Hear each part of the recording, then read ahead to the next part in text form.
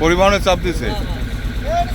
পদ্মা সেতুতে যান চলাচল শুরুর পর ভাঙ্গা বরিশাল কুয়াকাটা মহাসড়কে যানবাহনের পরিমাণ কয়েক গুণ বেড়েছে। তবে সড়কটিতে রয়ে গেছে আগের মতোই সরু, নেই সড়কের কোনো বিভাজন।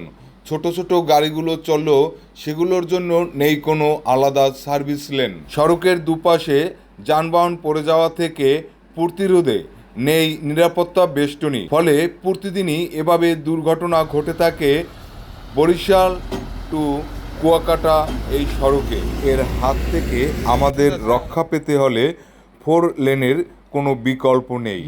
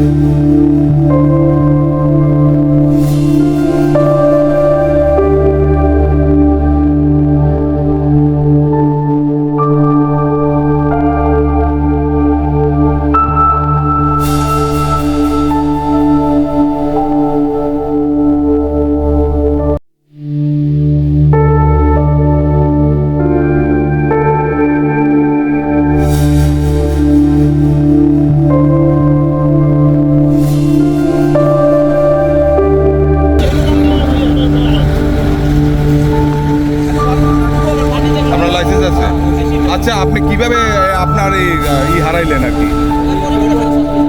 পরিবহনের চাপ দিছে, পরিবহন গাড়িতে চাপ দিছে আপনাকে 1টা বাজে, রাত্র 1টার সময়।